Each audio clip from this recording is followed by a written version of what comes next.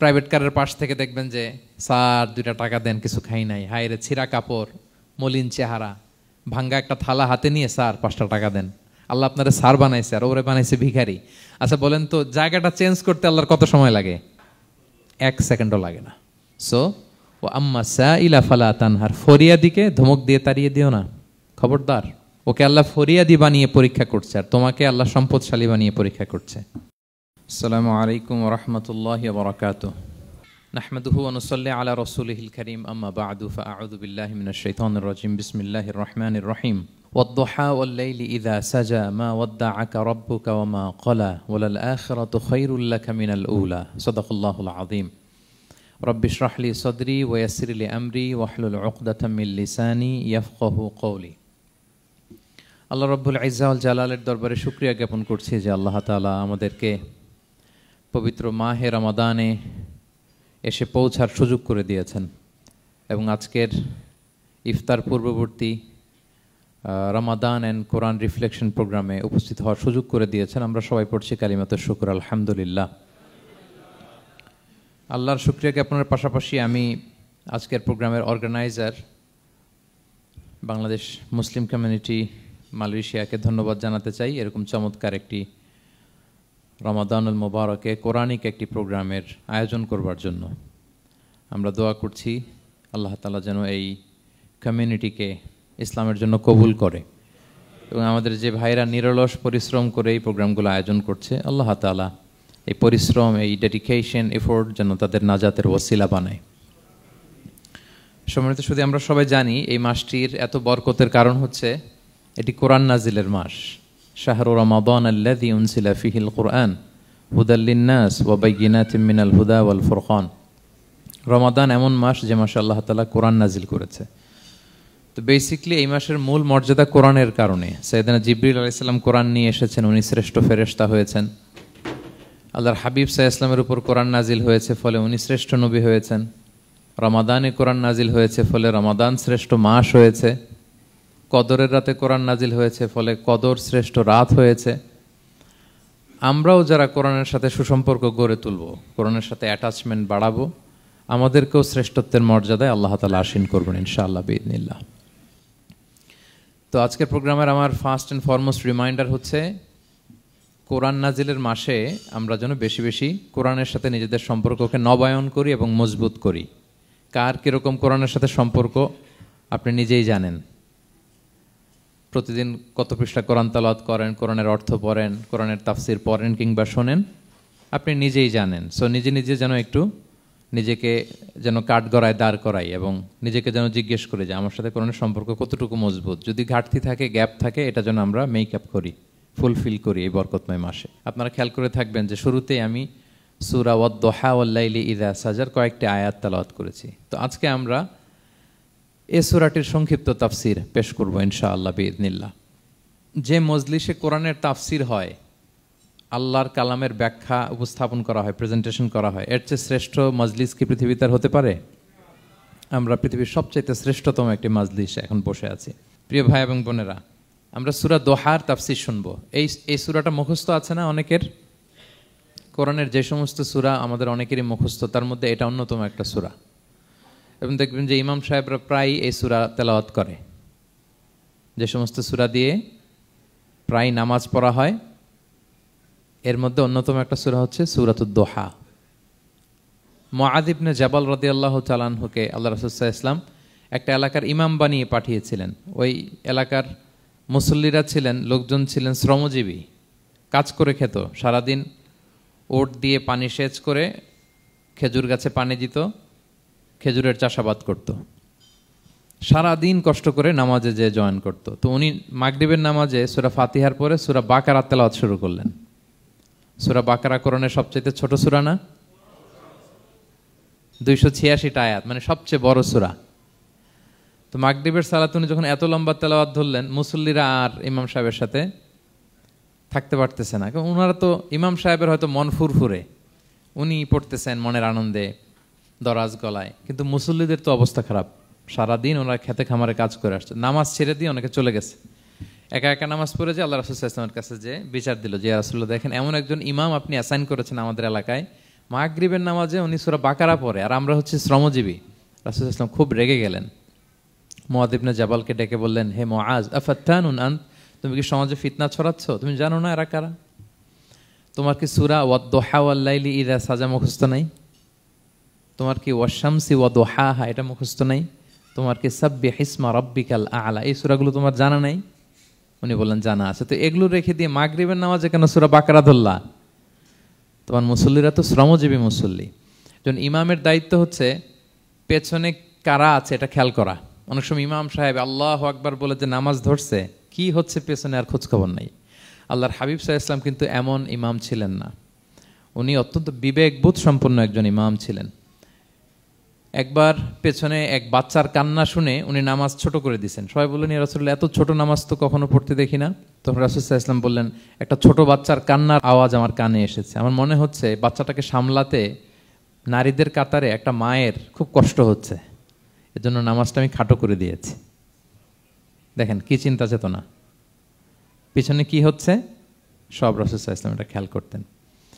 তো এই সূরার একটা ফজিলত আপনি জানলেন যে রাসূল সাল্লাল্লাহু আলাইহি ওয়াসাল্লাম সূরা ওয়াদ-দুহা ওয়াল-লাইলি ইযা সাজা এটা তেলাওয়াত করতে বলেছিলেন মুআয ইবনে জাবাল রাদিয়াল্লাহু তাআলা আনহুকে। এটা কোরআনের 93 নম্বর সূরা। কত নম্বর? এটা মাক্কি সূরা, আর নাজিলের ধারাবাহিকতা অনুযায়ী এটা 11তম সূরা। মানে এই সূরার আগে আরো 10টা সূরা নাজিল হয়েছিল, তার মানে মক্কার একেবারে শুরুর দিকে এই সূরাটা নাজিল হয়েছিল।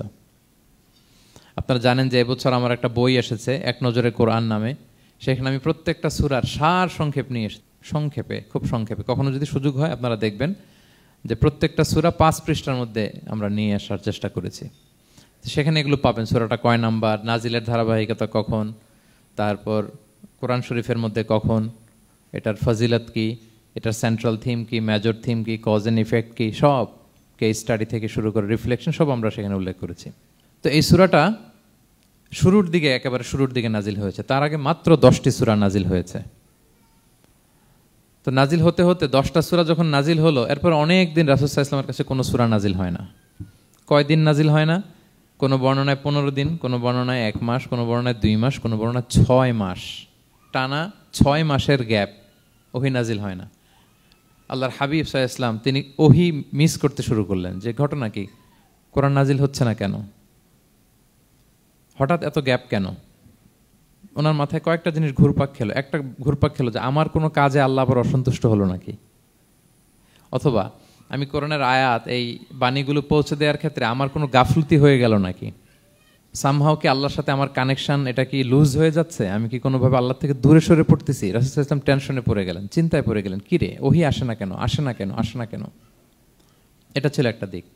আরেকটা দিক হচ্ছে আল্লাহর হাবিব সাল্লাল্লাহু আলাইহি ওয়াসাল্লামের কাছে কোরআনের আয়াত যাই নাজিল হতো উনি যে লোকদের কাছে প্রচার করে দিতেন। এখন নাজিল হয়েছে এখনই যে প্রচার শুরু, রাতে নাজিল হয়েছে রাতেই প্রচার শুরু, দিনে নাজিল হয়েছে দিনেই প্রচার শুরু, যখন নাজিল তখন প্রচার। কারণ আল্লাহ তাআলা বলেছেন, ইয়া আইয়ুহার রাসূলু বাল্লিগ মা উনজিলা ইলাইক মির রাব্বিক, আপনার রবের পক্ষ থেকে যা নাজিল হয়েছে প্রচার করেন। তো এই যে মাঝখান দিয়ে কয়েক মাস যার কোনো প্রচার টচার করে না, মুশরিকরা টিটকারি মারতে শুরু করলো, বলে কি মুহাম্মদ, তোমার আল্লাহ তোমার ভুলে গেছে বোধহয়, তোমার আল্লাহ বোধহয় তোমাকে আর পছন্দ করে না। আগে তো প্রতিদিন কিছু না কিছু শোনাতা যে এইটা নাজিল হয়েছে, ওইটা আসছে, এই বিধান ওই বিধান, এখন তো কোনো খোঁজখবর নাই। ঘটনা কি? আল্লাহর হাবিব সাল্লাল্লাহু আলাইহি ওয়াসাল্লামের চাচি উম্মে জামিল, আবুল হাবির স্ত্রী, সে আরো খারাপ কথা বলল। সে বলল, ইন্না শাইতানাকা কদ তারাকাক, তোমার কাছে যে একটা শয়তান আসতো এখন বোধহয় আর আসে না মুহাম্মদ, নাউযুবিল্লাহি মিন যালিক। এটা দিয়ে জিবরিল আলাইহিস সালামকে বুঝিয়েছেন। জিবরিল এসে কি কি যেন বলে, কই এখন তো কিছু বলো না। তো রাসূল বলবে কি করে, কারণ তিনি তো মন গড়া কিছু বলতেন না। আল্লাহর হাবিব সাল্লাল্লাহু আলাইহি ওয়াসাল্লাম মনে যা ইচ্ছা হয়, মন গড়া কখনো কিছু বলেছেন? আওয়াজ করে বলেন, মন গড়া বলতেন তিনি? ওমা ইয়ান্তিকু আনিল হাওয়া ইন হুয়া ইল্লা ওয়াহয়ু ইউহা, আল্লাহর ওহী আসলে সেটা শোনাতেন। তো ওহীও আসে না, উনি শোনাতেও পারে না, ওহীও নাই, উনি শোনাতেও পারে না। এই যে একটা কষ্টকর মুহূর্ত রাসূল সাল্লাল্লাহু আলাইহি ওয়াসাল্লামের, কিরে মাসের পর মাস চলে গেল, ওহী আসতেছে না কেন, আমার কি কোনো ভুল হচ্ছে নাকি, আল্লাহকে আমাকে অপছন্দ করলেন? রাসূল সাল্লাল্লাহু আলাইহি ওয়াসাল্লাম যখন এরকম দুশ্চিন্তিত, পেরেশান, অ্যাংজাইটিতে পড়ে গেলেন, ভারাক্রান্ত, ঠিক তখন রাসূল সাল্লাল্লাহু আলাইহি ওয়াসাল্লামকে সান্ত্বনা দেওয়ার জন্য এই সূরাটা আল্লাহ নাজিল করেছেন। সান্ত্বনা দেওয়ার জন্য এই সূরাটা বেশ আশা জাগানিয়া সূরা, মোটিভেশনাল সূরা, ইন্সপিরেশনাল সূরা। আপনার মন খারাপ হলে আপনি এই সূরাটা পড়বেন, এই সূরাটা, এবং এটার পরে আরেকটা সূরা আছে, সূরাতু আলাম নাশরাহ, আপনার মন ভালো হয়ে যাবে। এটাকে দি অ্যান্টি ডিপ্রেসেন্ট সূরা বলে, মানে ডিপ্রেশন কাটায় ফেলে। আমাদের এরকম অনেক সময় হয় না যে হতাশ, দেয়ালে পিঠ ঠেকে গেছে, কোনো বের হওয়ার রাস্তা নাই, কই যাব, কোথাও সফলতা নাই, সবাই আমাকে ভুল বুঝতেছে, এরকম মাঝে মাঝে হয় না আমাদের? আমাদের সবার লাইফে আপস অ্যান্ড ডাউনস আছে। আপনি যখন ভারাক্রান্ত হবেন, কষ্টে থাকবেন, এই সূরাটা পড়বেন, দেখবেন যে আপনার ডিপ্রেশন দূর হয়ে গেছে। তো আল্লাহর হাবিব সাল্লাল্লাহু আলাইহি ওয়াসাল্লাম যখন এরকম ভারাক্রান্ত ছিলেন, চিন্তিত ছিলেন, তখন আল্লাহর হাবিব সাল্লাল্লাহু আলাইহি ওয়াসাল্লামকে চিন্তামুক্ত করবার জন্য আল্লাহ তাআলা এই চমৎকার সূরাটি নাজিল করেছেন।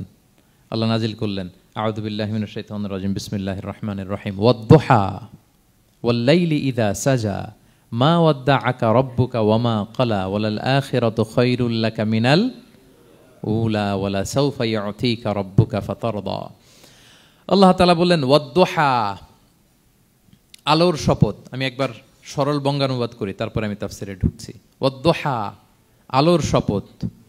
ওয়াল-লাইলি ইযা সাজা, রাতের শপথ, যখন রাত নিঝুম নিস্তব্ধ হয়।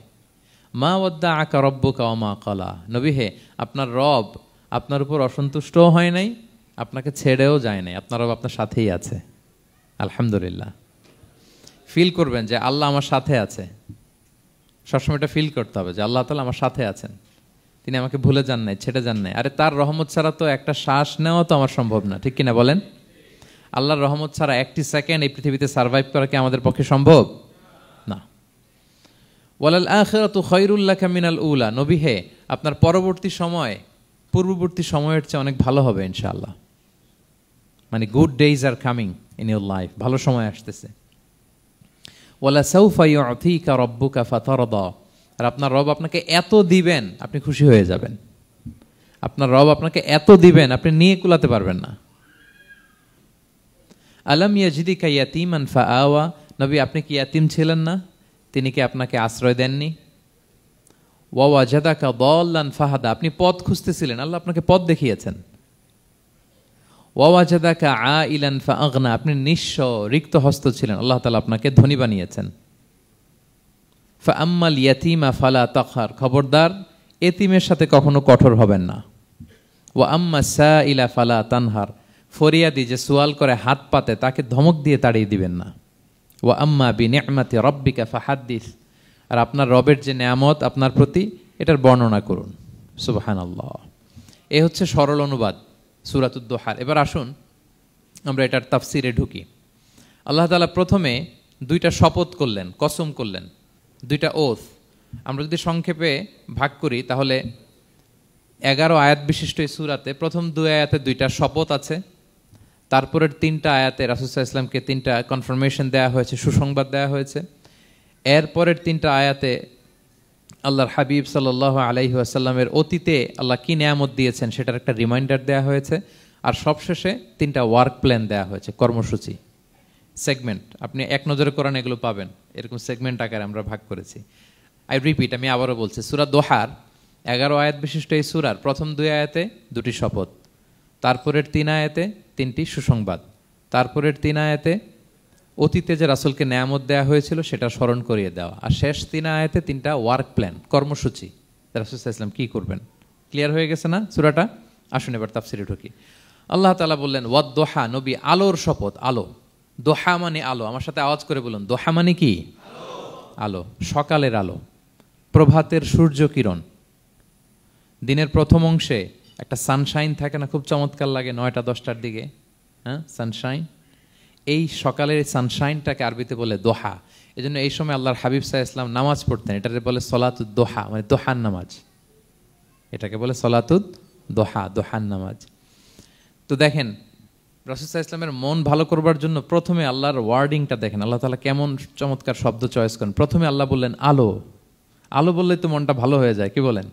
এই আলো মানে আশার আলো, সম্ভাবনার আলো, প্রশান্তির আলো। ওয়াদ-দুহা, আলোর শপথ।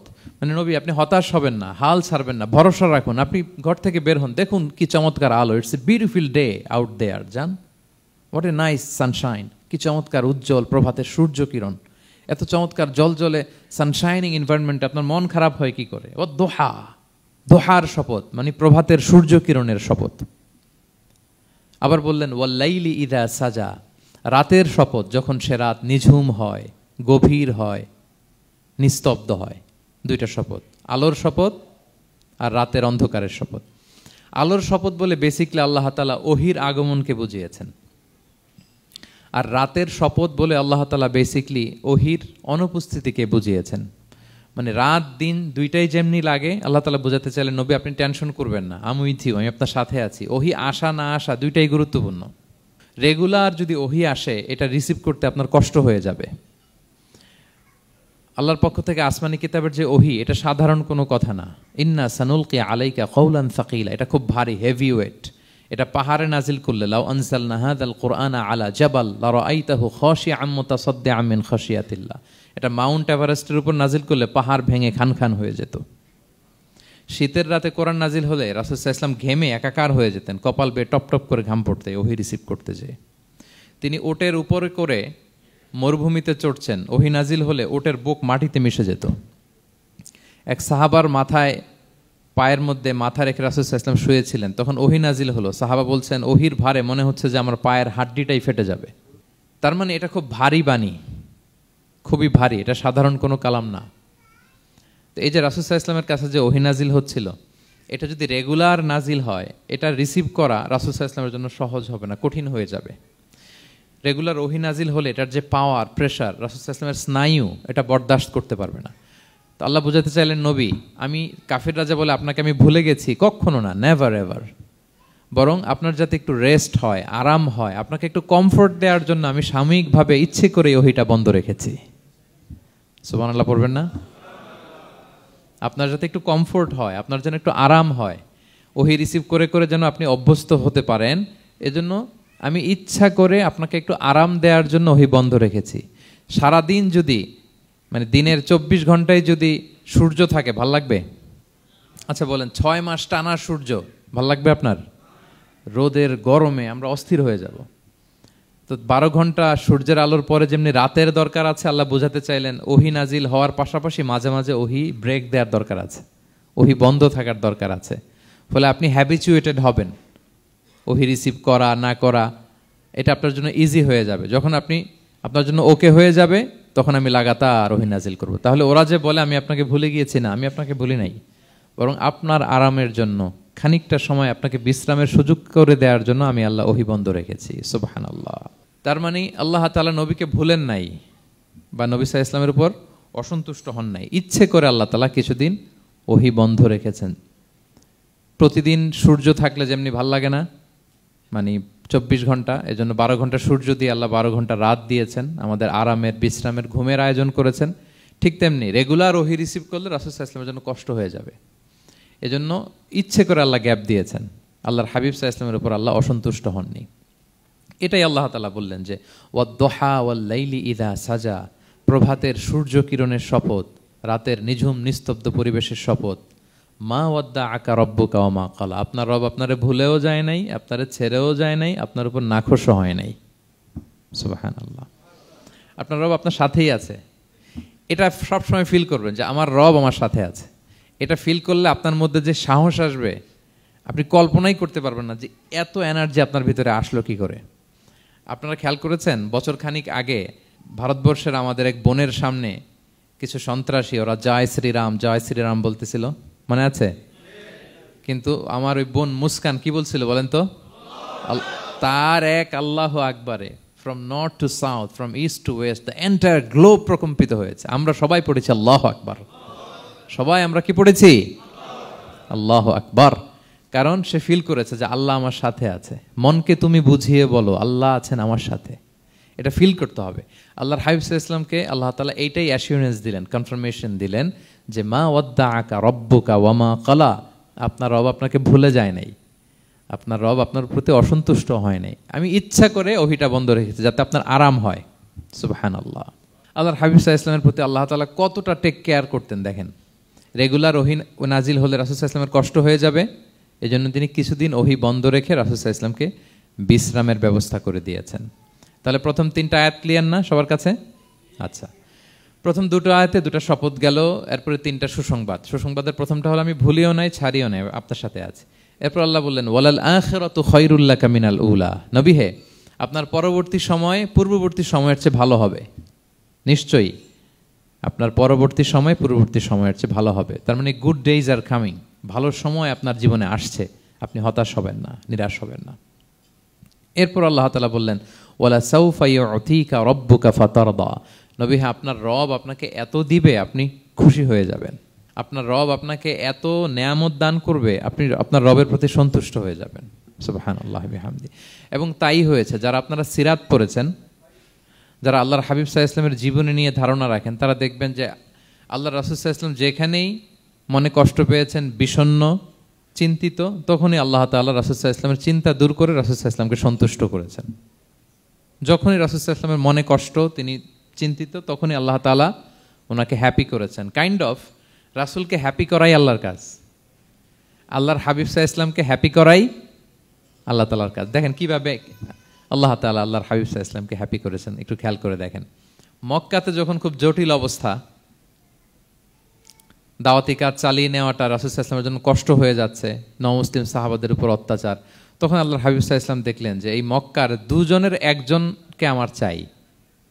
তাদের একজন যদি ইসলামের ছায়াতলে আসে তাহলে ইসলামের পাল্লাটা ভারী হয়। কারা? একজন হচ্ছে ওমরে ফারুক আর একজন আবু জাহাল। দুজনের একজন তখন ইসলাম ধর্ম গ্রহণ করে নাই। তো রাসূল সাল্লাল্লাহু আলাইহি ওয়াসাল্লাম কেঁদে কেঁদে আল্লাহর কাছে ফরিয়াদ জানালেন, আল্লাহুম্মা আইজ্জাল ইসলামা বিআহাব্বি হাযাইন আর রাজুলাইনি ইনদাক। আল্লাহ, আমি কাউকে স্পেসিফিক তোমার কাছে চাই না, শুধু এটাই বলি, দুইজন লোকের নাম বলবো, এই দুইজন লোকের মধ্যে থেকে যাকে তোমার পছন্দ হয় তাকে তুমি ইসলামের ছায়াতলে এনে ইসলামকে শক্তিশালী করো। এক হচ্ছে আবু জাহাল, আরেক হচ্ছে ওমরে ফারুক। এই দোয়াটা তিনি করতে লাগলেন। আর খুব চিন্তিত, দুজনের কেউই মুসলমান হয় না। একদিন হঠাৎ সাহাবারা বললেন, ইয়া রাসূলুল্লাহ, আল্লাহর হাবিব সাল্লাল্লাহু আলাইহি ওয়াসাল্লাম তখন দারুল আরকামের ভেতরে বসা। সাহাবারা বললেন, ইয়া রাসূলুল্লাহ, আপনি এখান থেকে সরে যান, কারণ ওমরে ফারুক নাঙ্গা তলোয়ার নিয়ে আসতেছে আপনাকে হত্যা করবার জন্য। তো আল্লাহ রাসূল সাল্লাল্লাহু আলাইহি ওয়াসাল্লাম বললেন যে তোমরা সরে যাও, আমার মনে হচ্ছে ওই যে চোখের পানি ছেড়ে আমি দোয়া করেছি, ওই দোয়া আজকে কবুল হতে শুরু করেছে, তোমরা সরো। ঠিকই ওমরে ফারুক রাদিয়াল্লাহু তাআলা আনহু আসলেন, এসে তিনি তলোয়ার রেখে দিয়ে বললেন, আশহাদু আল্লা ইলাহা ইল্লাল্লাহ ওয়া আশহাদু আন্না মুহাম্মাদান আবদুহু ওয়া রাসূলুহু, আমি সাক্ষ্য দিচ্ছি আল্লাহ ছাড়া কোনো ইলাহ নেই এবং আপনি আল্লাহর প্রেরিত বান্দা এবং রাসূল। এই দৃশ্য দেখে রাসূল সাল্লাল্লাহু আলাইহি ওয়াসাল্লাম খুশি হয়ে গেলেন। ওয়ালা সাউফা ইউতিকা রাব্বুকা ফাতারদা, আল্লাহ বলেছিলেন যে নবী হে, আপনাকে এত দিব, আপনার রব আপনাকে এত নেয়ামত দিবে, আপনি শুধু খুশিই হবেন, সন্তুষ্ট হবেন আমার প্রতি। এই যে রাসূল সাল্লাল্লাহু আলাইহি ওয়াসাল্লামের দোয়া কবুল করে আল্লাহ তাআলা ওমরে ফারুককে ইসলামের ছায়াতলে এনে ইসলামকে শক্তিশালী করলেন, ফাতারদা, রাসূল সাল্লাল্লাহু আলাইহি ওয়াসাল্লাম খুশি হয়ে গেলেন। এভাবে প্রতিটা ক্ষেত্রে। মক্কাতে যখন খুব কঠিন অবস্থা, রাসূল সাল্লাল্লাহু আলাইহি ওয়াসাল্লাম তায়েফে চলে গেলেন দাওয়াত দেওয়ার জন্য। নেইবারিং সিটি, আপনারা যে হজ উমরা করেছেন জানেন, মক্কার পাশের সিটি তায়েফ। দাওয়াত দিলেন, দাওয়াত প্রত্যাখ্যান করলো তারা। শুধু তাই না, ফিজিক্যালি হ্যারেস করা হলো আল্লাহর হাবিব সাল্লাল্লাহু আলাইহি সাল্লামকে। রাসূল সাল্লাল্লাহু আলাইহি ওয়াসাল্লামের জামা ধরে, গা ধরে টানা হেঁচড়া করা হলো, পাথর মারা হলো, তিনি রক্তাক্ত হলেন। হামালাতুল জিবাল, পাহাড়রক্ষী ফেরেশতারা বলল, ইয়া রাসূলুল্লাহ, আপনি যদি আদেশ দেন তায়েফের দুই দিকের পাহাড় দিয়ে এমন চাপা দিব, পুরো তায়েফের জনপদ একেবারে ভ্যানিশ হয়ে যাবে। আল্লাহর হাবিব সাল্লাল্লাহু আলাইহি ওয়াসাল্লাম বললেন, না, আমি আশা করি তাদের পরবর্তী নেক্সট জেনারেশনের কেউ না কেউ পড়বে লা ইলাহা ইল্লাল্লাহ মুহাম্মাদুর রাসূলুল্লাহ। তাই হয়েছে। এখন তায়েফে যান, শুধু মসজিদ আর মসজিদ, মসজিদ আর মসজিদ। কি চমৎকার পরিবেশ!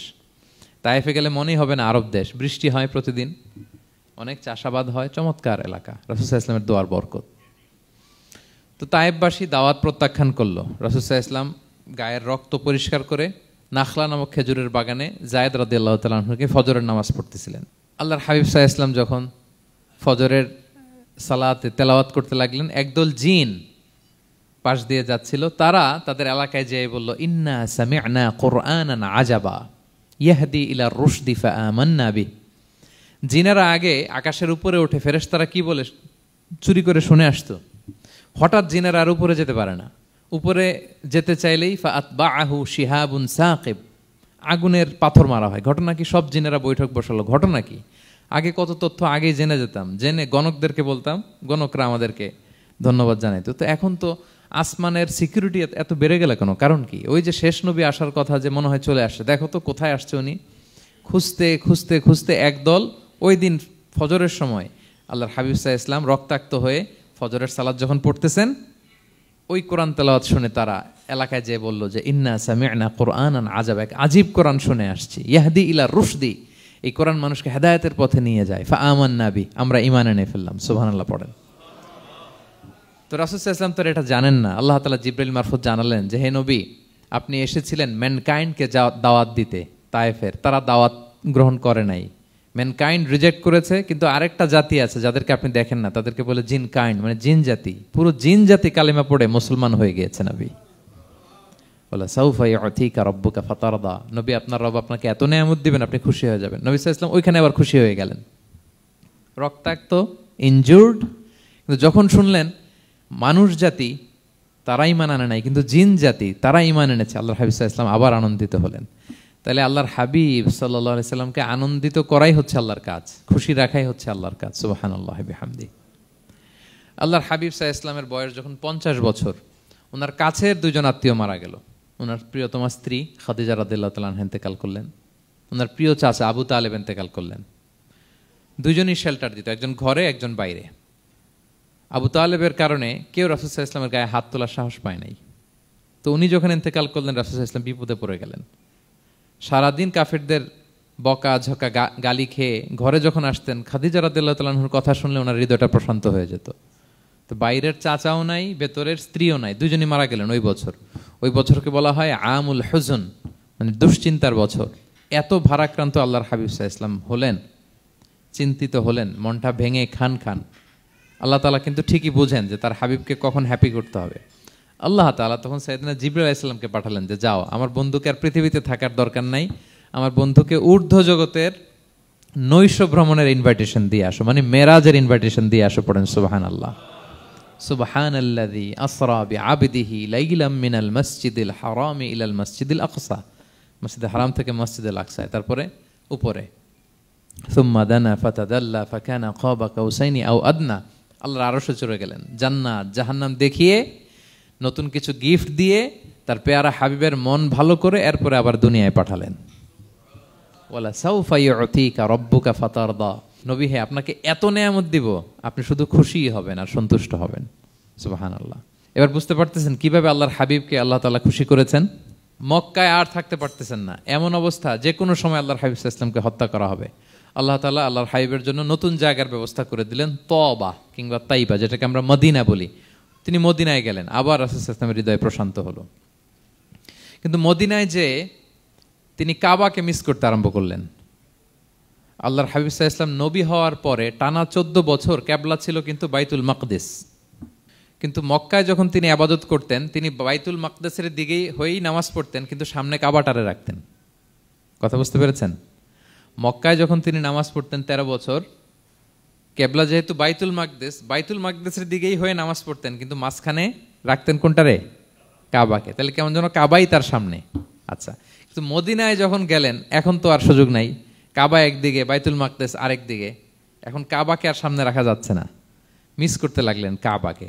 আর প্রত্যেক নামাজের পরে আকাশের দিকে তাকায় থাকেন, ইস আল্লাহ যদি আয়াত নাজিল করে আমার জন্মস্থান যে মক্কা, আমার পূর্বপুরুষ ইব্রাহিম আলাইহিস সালামের যে ওই কাবার দিকে যদি কিবলাটা ঘুরাই দিত, কতই না ভালো হতো।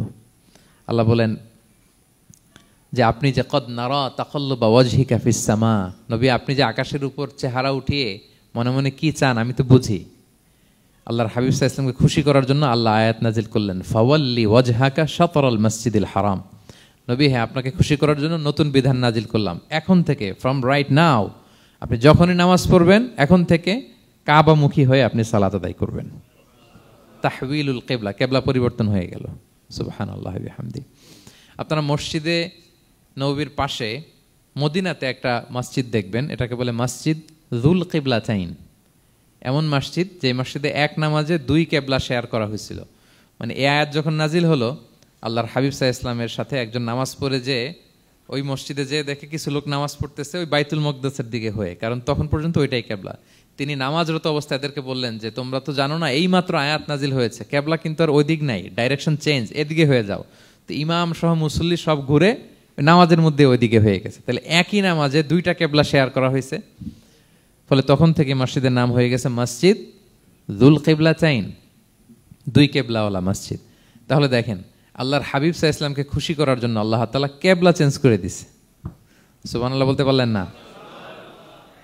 এভাবে যখনই আল্লাহর হাবিব সাল্লাল্লাহু আলাইহি ওয়াসাল্লাম বিষণ্ণ, চিন্তিত, মন খারাপ, ওনার মন ভালো করার দায়িত্ব নিয়েছে কে? জিব্রাইল এসে শোনাতে লাগলো আগের জামানায় কেউ 500 বছর 700 বছর হায়াত পেয়েছে। বনি ইসরাইলের অনেক মুজাহিদ 1000 বছর জেহাদ করেছে। কয় হাজার বছর জেহাদি করছে? 1000 বছর। আমরা হায়াত পাই কয় বছর? আমাদের হায়াত কয় বছর অন অ্যান অ্যাভারেজ? 60-70। আল্লাহর হাবিব সাল্লাল্লাহু আলাইহি ওয়াসাল্লাম এটাই বলেছেন যে আমার উম্মতি মা বাইনা 60 ইলা 70, আমাদের গড় আয়ু 60 থেকে 70। ওয়া আকাল্লুহুম মা ইয়াজুযু যালিক, আর সামান্য অল্প সংখ্যকই মানুষ এটাকে ক্রস করতে পারে। এই কথা শুনে যে আগের উম্মত 1000 বছর জেহাদ করছে, এটা শুনে রাসূল সাল্লাল্লাহু আলাইহি ওয়াসাল্লাম আবার কাঁদতে আরম্ভ করলেন, হায় রে আমার গুনাহগার উম্মতের কি হবে? আমার উম্মত তো 60-70ই শেষ, আমার উম্মতের কি হবে? আবার চিন্তিত, আবার কান্নাকাটি। তখন আল্লাহ তাআলা নাজিল করলেন, ইন্না আনসালনাহু ফি লাইলাতিল কদর ওমা আদরাকা মা লাইলাতুল কদর লাইলাতুল কদরি খায়রুম মিন আলফি শাহর। নবী আপনি কাঁদবেন না, ওদেরকে হায়াত দিছি বেশি, কদর দেই নাই। আপনার উম্মতকে হায়াত কম দিছি, কিন্তু আপনার উম্মতের জন্য আমি লাইলাতুল কদর রেখে দিয়েছি।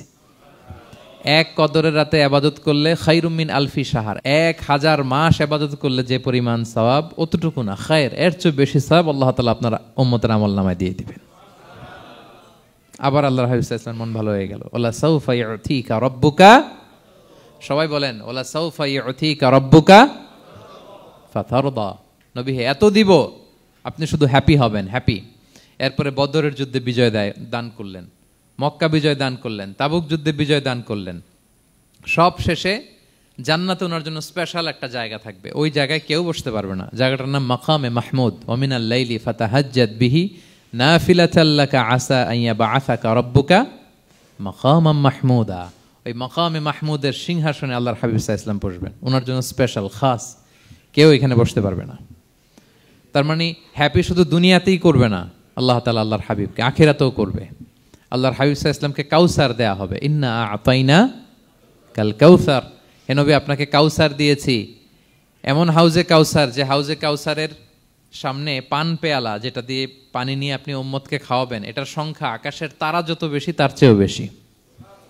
হাউজে কাউসারের পানি এটা দুধের চেয়েও সাদা, বরফের চেয়েও ঠান্ডা, মধুর চেয়েও মিষ্টি। এক ঢোক যে খাবে চিরকালের জন্য তার গলা থেকে তৃষ্ণা মিটে যাবে। He will never ever be thirsty again. একবার খাইছে তো শেষ। পেতে চান সেটা আল্লাহর হাবিবের কাছ থেকে? আমরা পেতে চাই কি চাই না বলেন? ইন্না আতাইনা কাল কাউসার। নবী আপনাকে আমি কাউসার দিয়েছি।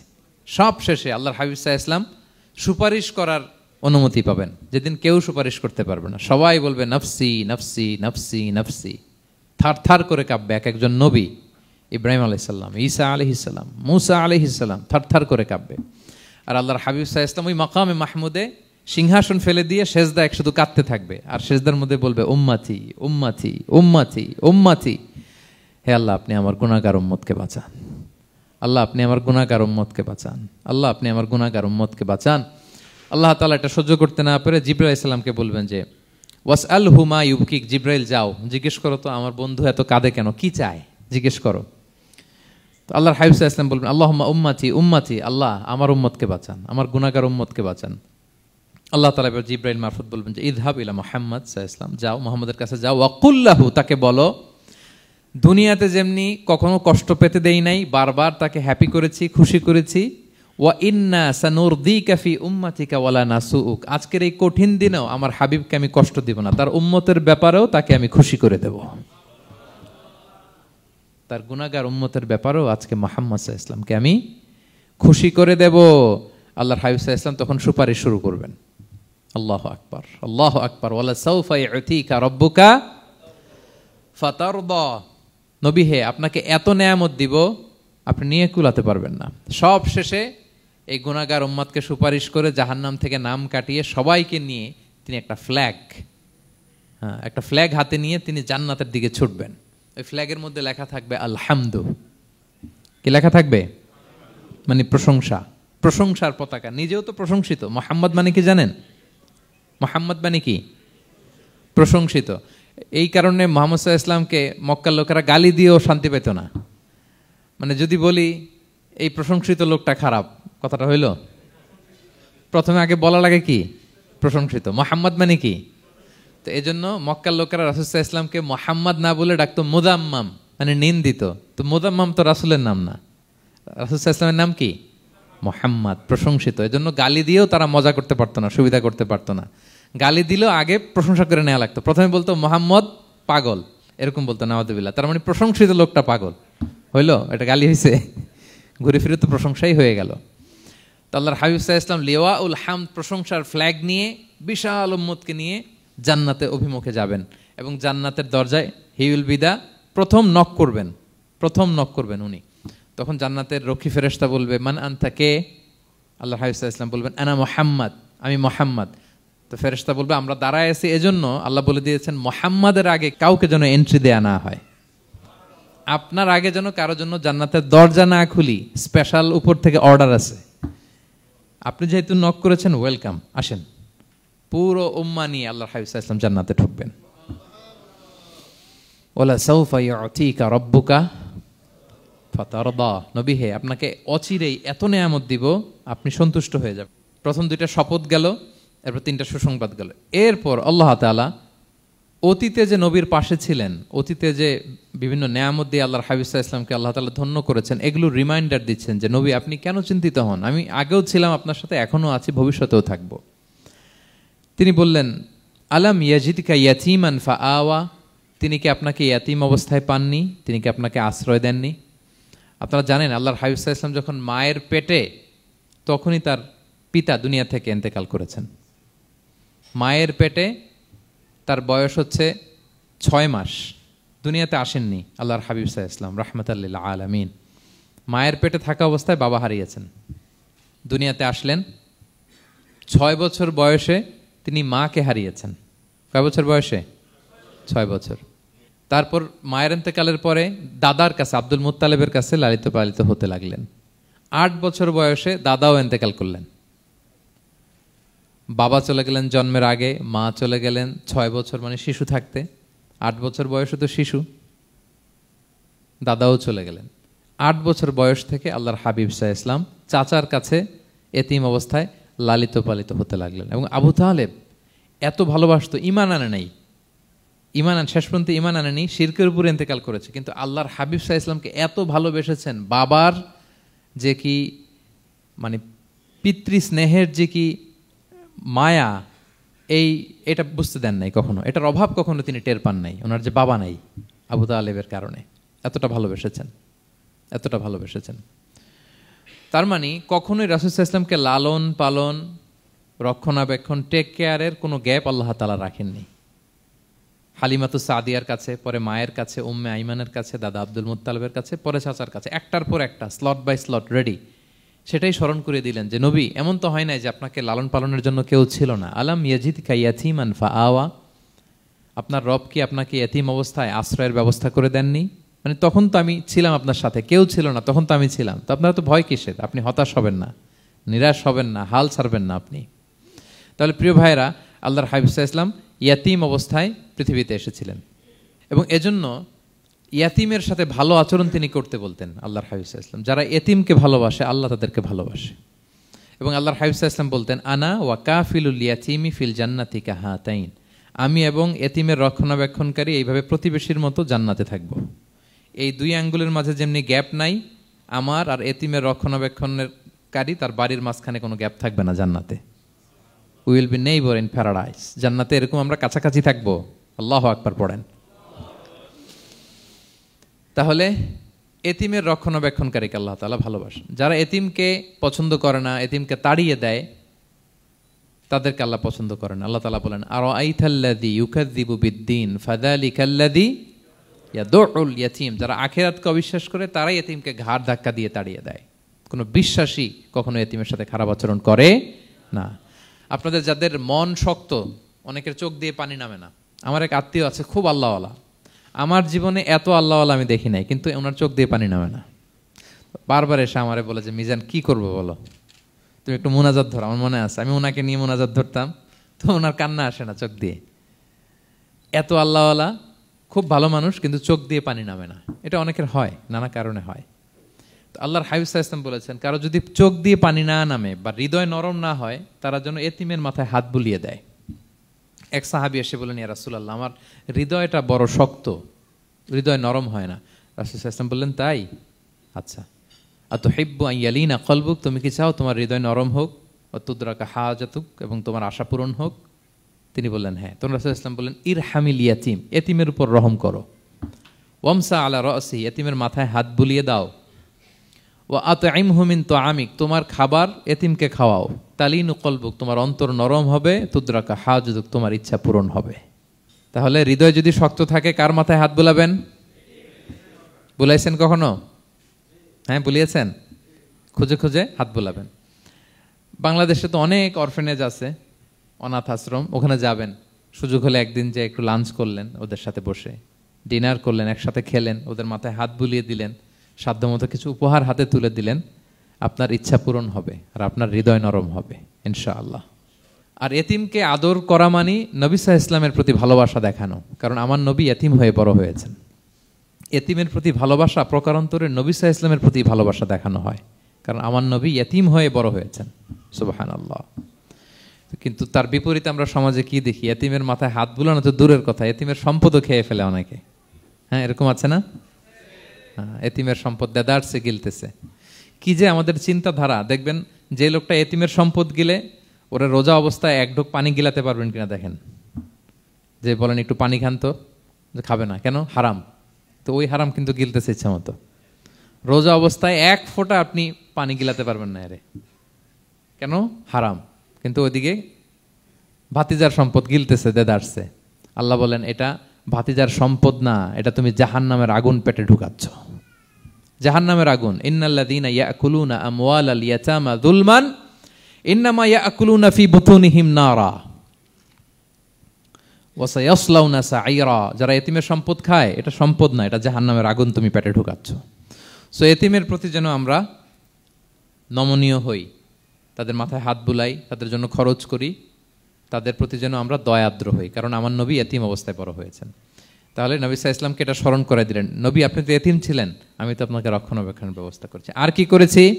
ওয়াওয়াজাদাকা দাল্লান ফাহাদা, নবী আপনাকে আমি এমন অবস্থায় পেয়েছি, আপনি পথ খুঁজতেছিলেন, আমি আপনাকে পথ দেখিয়েছি। You are searching the right path and I guided you to the right sense of direction. আপনি পথ খুঁজতেছিলেন, আমি পথ দেখাইছি। এখানে দল্লানের অর্থ পথভ্রষ্ট করা যাবে না। ওয়াজাদাকা দল্লান, হে নবী আপনাকে আমি পথভ্রষ্ট পেয়েছি, পরে পথ দেখাইছি, এরকম বলা যাবে না। এটা আল্লাহর হাবিব সাল্লাল্লাহু আলাইহি ওয়াসাল্লামের ক্ষেত্রে প্রযোজ্য নয়।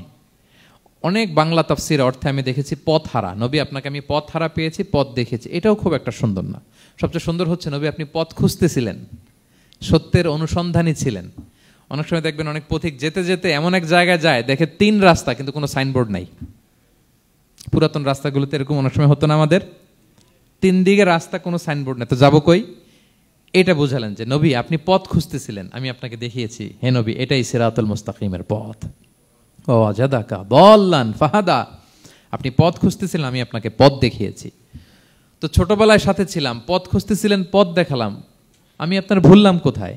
কাফিরদের কথায় মন খারাপ করেন কেন যে তারা বলে আমি আপনাকে ভুলেছি, ছেড়েছি? নো, নেভার এভার, আমি আপনার সাথেই আছি। তারপর আল্লাহ তাআলা বললেন, ওয়াজাদাকা আইলান ফাআগনা, তিনি আপনাকে রিক্ত হস্ত, নিঃস্ব পেয়েছেন, সম্পদহীন অবস্থায় পেয়েছেন, পরে সম্পদশালী করেছেন। সুবহানাল্লাহ। আল্লাহর হাবিব সাল্লাল্লাহু আলাইহি ওয়াসাল্লাম শুরুতে সম্পদের অত যোগান ছিল না, পরে খাদিজা রাদিয়াল্লাহু তাআলা আনহার সাথে যখন বিয়ে হলো, আল্লাহ তাআলা সম্পদের কষ্ট দূর করলেন, কারণ খাদিজা রাদিয়াল্লাহু তাআলা আনহা অনেক বড় ব্যবসায়ী ছিলেন। বিয়ের আগে পার্টনারশিপে বিজনেস ছিল রাসূল সাল্লাল্লাহু আলাইহি ওয়াসাল্লামের সাথে। আল্লাহর হাবিব সাল্লাল্লাহু আলাইহি ওয়াসাল্লাম শ্রম দিয়েছেন, খাদিজা রাদিয়াল্লাহু তাআলা আনহার ইনভেস্টমেন্ট ছিল। তো ওই শ্রমে খাদিজা রাদিয়াল্লাহু তাআলা আনহার এক বান্ধবী, তিনি এমন প্রশংসা করলেন এসে আল্লাহর হাবিব সাল্লাল্লাহু আলাইহি ওয়াসাল্লামের ব্যাপারে যে এমন লোক আমি দেখি নাই, ওনার কথা বার্তা, চলন, কথন, ডিলিং সব আলাদা। পুরো কাফেলার মধ্যে উনি একরকম, পুরো কাফেলা আরেক রকম। এই কথা শুনে তো খাদিজা রাদিয়াল্লাহু তাআলা আনহা আকৃষ্ট হলেন যে এরকম একজন সৎ লোকই তো আমার চাই। প্রস্তাব দেয়া হলো, চাচাদের কাছে বিয়ে হয়ে গেল। এবং বিয়ের পরে খাদিজা রাদিয়াল্লাহু তাআলা আনহা নারীদের মধ্যে সর্বপ্রথম শাহাদা বাক্য পড়ে মুসলমান হয়েছিলেন। নিজের সব সম্পদ আল্লাহর হাবিব সাল্লাল্লাহু আলাইহি ওয়াসাল্লামের পায়ের সামনে এনে দিয়ে দিলেন, ইয়া রাসূলুল্লাহ আমার সম্পদ মানে আপনার সম্পদ, ইসলামের জন্য যত মনে চায় আপনি খরচ করেন। ওয়াজাদাকা আইলান ফাআগনা, আপনাকে আল্লাহ নিঃস্ব পেয়েছেন, সম্পদের ব্যবস্থা করে দিলেন। পরবর্তীতে মদিনায় যে খায়বার যুদ্ধের পরে অনেক সম্পদের ব্যবস্থা আল্লাহ তাআলা করে দিয়েছিলেন। তাহলে ছোটবেলায় ইয়াতিম ছিলেন, আল্লাহ টেক কেয়ার করলেন। পথ খুঁজতেছিলেন, আল্লাহ পথ দেখায় দিলেন। আর্থিক সমস্যা ছিল, এটাও আল্লাহ দূর করে দিলেন। এবার আল্লাহ তাআলা বিষ্ণু ঈসা ইসলামকে 3টা ওয়ার্ক প্ল্যান দিবেন, কর্মসূচি। 1 নম্বর কর্মসূচি হচ্ছে ফাআম্মাল ইয়াতীমা ফালা তাকহার। নবী খবরদার এতিমের সাথে কখনো কঠোর আচরণ করবেন না। 1 নম্বর কর্মসূচি, কারণ আপনিই তো এতিম ছিলেন। এতিমের দুঃখ আপনি না বুঝলে বুঝবে কে? এতিমের সাথে কখনো কঠোর হবেন না। আল্লাহর হাবিব সাল্লাল্লাহু আলাইহি ওয়াসাল্লাম কখনো এতিমের সাথে কঠোর হন নাই। এতিম তো দূর কি বাত, কারোর সাথে তিনি কঠোর হন নাই। ওনার কাছে চাইলে উনি না বলতে পারতেন না। নো, নাই, দিব না, এটা বলতে জানতেন না। নো ওনার ডিকশনারিতে ছিল না, চাইলেই দিতেন। একবার আল্লাহর হাবিব সাল্লাল্লাহু আলাইহি ওয়াসাল্লামের কাছে একটা জামা। কয়টা? আপনার জামা কয়টা? আমার জামা কয়টা? জুব্বা তখন কয়টা ছিল? মাত্র একটা। এক ফরিয়াদি এসে বলে, ইয়া রাসূলুল্লাহ আতিনি কামিসান, আমার একটা জামা দেন, আমার জামা নাই। নবী সাল্লাল্লাহু আলাইহি ওয়াসাল্লামের জামা কয়টা তখন? ওনার কাছে চাইলে উনি না বলতে পারতেন? খুলে দিয়ে দিয়েছেন, নাও। এখন ওনার জামা আছে কয়টা? তো জামাও নাই, বেরও হতে পারে না। কি এক মুসিবত! আল্লাহ তাআলা আয়াত নাজিল করলেন, ওয়াল্লাযীনা ইযা আনফাকু লাম ইউসরিফু ওয়া লাম ইয়াকতুরু ওয়া কানা বাইনা যালিকা কাওয়ামা। নবী হে, যারা বিশ্বাসী তারা দানের সময় ভারসাম্য করবে। মানে অনেকগুলো থাকলে আপনার একটা দিতেন, ছিলই যখন একটা, ওইটার হকদার তো ফরিয়াদির চেয়ে আপনি বেশি। এখন যে দিয়ে দিলেন, আপনি পড়বেন কি? অনেকগুলো থাকলে না হয় আপনি দিতেন, ছিলই একটা, এটা সবচেয়ে যোগ্য, অধিকতম যোগ্য এবং হকদার তো আপনি। সুবহানাল্লাহ, সুবহান। কি নবী ছিল, কি নবী ছিল! না বলতে পারতেন না, মানুষকে ফিরিয়ে দিতে জানতেন না। আল্লাহ বললেন, নবী হে, আপনার প্রথম কর্মসূচি ফাআম্মাল ইয়াতীমা ফালা তাকহার। খবরদার এতিমকে কখনো, এতিমের প্রতি কঠোর হবেন না। 1 নম্বর কর্মসূচি। এটা শুধু নবীর জন্য কর্মসূচি নাকি আমাদের জন্য না? হ্যাঁ, সবার জন্য। এতিমদের সাথে যেন আমরা রূঢ় ভাষী না হই, তাদের সাথে যেন রূঢ় আচরণ না করি। 2 নাম্বার, ও আম্মা সাইলা ফালা তানহার। ফরিয়াদিকে ধমক দিবেন না, হাত পাতলে ধমক দিবেন না। আমরা অনেক সময় ধমক দেই, আপনারা দেন কখনো? না, আমরা দিতে পারবো না, ধমক দিতে নিষেধ করেছেন আল্লাহ তাআলা। আম্মা সাইলা ফালা তানহার। যদি না থাকে বুঝিয়ে বলেন যে এখন পারতেছি না, কিন্তু ধমক দিবেন না কখনো। কারণ আপনি এখন বড় সাহেব হয়ে গেছেন, প্রাইভেট কারের পাশ থেকে দেখবেন যে স্যার 2টা টাকা দেন, কিছু খাই নাই। হায় রে, ছিঁড়া কাপড়, মলিন চেহারা, ভাঙ্গা একটা থালা হাতে নিয়ে, স্যার 5টা টাকা দেন। আল্লাহ আপনারে স্যার বানাইছে আর ওরে বানাইছে ভিখারি। আচ্ছা বলেন তো, জায়গাটা চেঞ্জ করতে আল্লাহর কত সময় লাগে? ওরে ভিতরে বসায় স্যার বানাবে আর আপনারে ভাঙ্গা একটা থালা দিয়ে এরকম ওই যে টোল টোল যেখানে নেয় ওখানে দাঁড় করাবে। বলেন আল্লাহর কয় সেকেন্ড লাগবে? লাগবে? লাগবে? 1 সেকেন্ডও লাগে না। সো ও আম্মা সাইলা ফালা তানহার। ফরিয়াদিকে ধমক দিয়ে তাড়িয়ে দিও না, খবরদার। ওকে আল্লাহ ফরিয়াদি বানিয়ে পরীক্ষা করছে, আর তোমাকে আল্লাহ সম্পদশালী বানিয়ে পরীক্ষা করছে। তাহলে 1 নম্বর কর্মসূচি ছিল এতিমের সাথে রূঢ়ভাষী হবেন না। 2 নম্বর হচ্ছে ফরিয়াদিকে ধমক দিবেন না। 3 নম্বর, ওয়া আম্মা বিনি'মাতি রাব্বিকা ফাহাদ্দিস। আল্লাহ তাআলা আপনাকে যে নেয়ামত দিয়েছে, এই নেয়ামতের আপনি কি করেন? বর্ণনা করেন। ওয়া আম্মা বিনি'মাতি রাব্বিকা ফাহাদ্দিস। আল্লাহ নেয়ামতের বর্ণনা করেন, শুকরিয়া করেন। কারণ আল্লাহ তাআলা আমাদের অনেককে ইয়াতিম বানায় নাই, আমাদেরকে ফরিয়াদি বানায় নাই। আমরা অনেকেই আছি, আমরা এখনো ইয়াতিম না। আমার আব্বা আম্মা এখনো বেঁচে আছেন, আমাদের অনেকের আব্বা আম্মা বেঁচে আছেন। ইয়াতিম মূলত ছোট অবস্থায় যদি বাবা মারা যায় তাকে আরবিতে ইয়াতিম বলে। মান মাতা আবুহু ওয়া হুয়া সগীর। কেউ ছোট, তার বাবা মারা গেছে, তাকে শরীয়তের পরিভাষায় কি বলে? ইয়াতিম। তা আমরা অনেকেই তো ইয়াতিম না, আমরা অনেকেই তো অন্যের কাছে হাত পাতা লাগে না। তো আমরা ভালো আছি না? আমাদের দেখবেন যে প্রায় হিসাবটা হচ্ছে আমার কি নাই। আমাদের হিসাবটা কি? কি নাই, কি যে আছে এটার হিসাব করে কুলানোও যাবে না, ঠিক কিনা বলেন? হ্যাঁ, ঠিক যেই মুহূর্তে এখানে বসে আমরা এই চমৎকার ইফতারি নিয়ে বসে আছি, ঠিক একই মুহূর্তে দেখবেন যে হসপিটালের আইসিইউতে শুয়ে শুয়ে কাতরাচ্ছে অনেকে। হ্যাঁ, ঠিক এই মুহূর্তে কিডনি ডায়ালিসিস চলতেছে, দেখছেন? কিডনি পেশেন্ট এদিকে ছিদ্র করে ব্লাড সব বের হয়ে রিফাইনিং হয়ে আরেক দিক দিয়ে ঢুকে। ওর চিৎকার শুনলে, বার্ন ইউনিটে গেছেন কখনো? আগুনে পোড়া রোগী, আপনার তো অনেক কিছু নাই, আমার এটা নাই, ওইটা নাই, আল্লাহ এটা দিল না, এটা নিয়ে আসেন। আপনি বার্ন ইউনিটে একদিন যায়েন, তাহলে বুঝবেন যে আল্লাহ আপনার কত শান্তিতে রেখেছে। না খেয়ে কয় রাত কাটিয়েছি আমরা, বলেন তো? কত লোক বাড়ি ভাড়া পরিশোধ করতে পারে না, ঋণের বোঝায় জর্জরিত, দুরারোগ্য ব্যাধিতে আক্রান্ত, ক্যান্সারের লাস্ট স্টেজে, তাদের সাথে একটু দেখা করেন। 4th স্টেজে চলে আসছে ক্যান্সার পেশেন্ট, তার চেহারা, তার খাবার, তার চলাফেরা, কিভাবে তার প্রতিটা সেকেন্ড কাটে, একটু দেখে আসবেন, তাইলে বুঝবেন যে কত আল্লাহর দেয়া নেয়ামতের সাগরে হাবুডুবু খাই আমরা। এজন্য আল্লাহ বলেছেন 3 নম্বর কর্মসূচি হচ্ছে ওয়া আম্মা বিনি'মাতি রাব্বিকা ফাহাদ্দিস, আল্লাহর নেয়ামতের শুকরগুজার হও। আল্লাহ যে নেয়ামত দিয়েছে এই নেয়ামত তুমি বর্ণনা করো। অনেকে আছে আল্লাহর নেয়ামত দিলে ওটা প্রকাশ করতে চায় না, এটা আল্লাহ পছন্দ করে না। মানে আপনি যদি অনেক সম্পদশালী হন, আপনি সুন্দর পরিচ্ছন্ন জামা পরবেন, মানুষকে দান করবেন, আপনার বাড়ি ঘর সুন্দর হবে, এটা নিষেধ নয়, এটা ভালো। আপনি আল্লাহর দেয়া নেয়ামত ব্যবহার করতে পারবেন এবং বলতেও পারবেন, কিন্তু শুকরান লা ফখরান, শুকরিয়া স্বরূপ বলবেন, ফখর করে অহংকার করে না। বলতে পারেন আলহামদুলিল্লাহ, আল্লাহ তাআলা আমাকে 4টা ছেলে দান করেছে, 4 জন হাফেজ, আল্লাহ তাআলা আমাকে থাকার মতো একটা ঘর দিয়েছে, একটা বাড়ি দিয়েছে, একটা গাড়ি দিয়েছে, সম্মান নিয়ে সমাজে চলার মতো আল্লাহ তাআলা আমাকে দিয়েছেন। এটা যদি আপনি শুকরিয়া স্বরূপ বলেন, এটাতে সমস্যা নেই, কিন্তু অহংকার নিয়ে বলা যাবে না। ইন্নাল্লাহা ইউহিব্বু আইয়ারা আসারা নি'মাতিহি আলা আবদিহি, আল্লাহ তাআলা যে নেয়ামত তার বান্দাকে দিল ওইটার একটা নমুনা দেখতে আল্লাহ পছন্দ করে। আল্লাহ বানাইছে আপনার বিলিয়নিয়ার, আপনি হচ্ছেন ছেঁড়াপাড়া জামা পরে চলেন, হবে?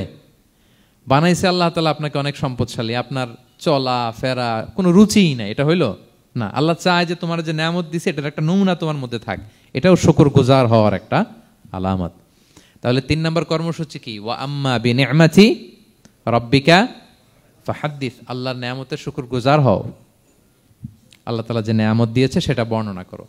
তাহলে প্রিয় ভাইরা, সূরাতুদ দোহা এটা হচ্ছে একটা মোটিভেশনাল সূরা, আশা জাগানিয়া সূরা, অ্যান্টি ডিপ্রেশন বলি আমি এই সূরাটাকে। ডিপ্রেশন থাকলে চলে যাবে, কারণ ওয়ালাল আখিরাতু খায়রুল লাকা মিনাল উলা, হে নবী আপনার পরবর্তী সময় আপনার পূর্ববর্তী সময়ের চেয়ে ভালো। সবসময় আশাবাদী হবেন। সূরা দোহার 1 নম্বর শিক্ষা হচ্ছে বি অপটিমিস্টিক, মানে অপটিমিজম, আশাবাদী হওয়া, নিরাশ হওয়া যাবে না। বিশ্বাসীদের, মুমিন মুসলিমের ডিকশনারিতে হতাশা নিরাশা নাই, আমার ডিকশনারিতে অন্তত নাই, আপনাদের আছে কিনা জানি না।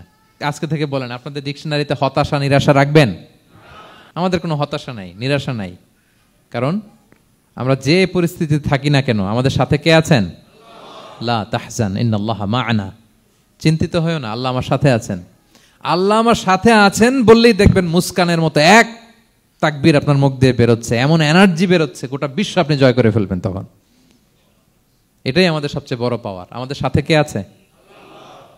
ইন্নাল্লাহা মা'ানা, আল্লাহ তাআলা আমাদের সাথে আছেন। তাহলে সূরা দোহার আজকের তাফসীরের 1 নম্বর লেসন হচ্ছে optimism. Believer should be optimistic always. বিশ্বাসীরা আশাবাদী হয়, নিরাশ হয় না, হতাশ হয় না, হাল ছাড়ে না। বিশ্বাসীরা ভরসা রাখে এক মহান সত্তার উপর। আওয়াজ করে বলেন তো তিনি কে? আল্লাহর উপর ভরসা রাখে, আমরা নিরাশ হই না। 2 নম্বর শিক্ষা হচ্ছে গ্রেটফুলনেস, কৃতজ্ঞতা। আপনার জীবনে অনেক কিছু আছে, নাই নাই বলবেন না, শুধু কমপ্লেইন করবেন না। অনেকে দেখবেন শুধু অভিযোগ, এটা নাই ওইটা নাই, এই পাইলাম না, ওর আছে এটা, ওর, আমার সাথে কেন এমন হয়, আমার সাথে শুধু আমার সমস্যা। এগুলো যারা বলে তাদেরকে আল্লাহ নেয়ামত আরো ছিনিয়ে নেয়। বরং যারা অল্প পেয়েও বলে আলহামদুলিল্লাহ, তাদেরকে নেয়ামত দেওয়ার ধারাবাহিকতা আল্লাহ তাআলা অব্যাহত রাখেন। সব অবস্থায় আলহামদুলিল্লাহ, যে কোনো পরিস্থিতিতে, যে কোনো অবস্থায় কি বলবো আমরা? আপনি খেয়াল করে দেখেন না যে আপনার কি কি আছে, কত কিছু যে আপনার আছে, অবাক করা। 3 নম্বর কাইন্ডনেস। 3 নম্বর লেসন হচ্ছে কাইন্ডনেস, দয়া। আমরা যেন অন্যের প্রতি দয়াশীল হই। আপনি অন্যের প্রতি দয়ালু হলে আপনার প্রতি দয়ালু হবো কে? ওয়াল্লাহু ফি আউনি আবদিহি মা দামাল আবদু ফি আউনি আখি। আল্লাহ ততক্ষণ পর্যন্ত কোনো বান্দার সাহায্যে থাকে যতক্ষণ পর্যন্ত ওই বান্দা তার ভাইয়ের সাহায্যে থাকে। তাহলে বলেন তো, আল্লাহর সাহায্য পাওয়ার প্রথম শর্ত কি? অন্যের জন্য সাহায্যের হাত বাড়িয়ে দেওয়া। তাহলে মনে থাকবে তো?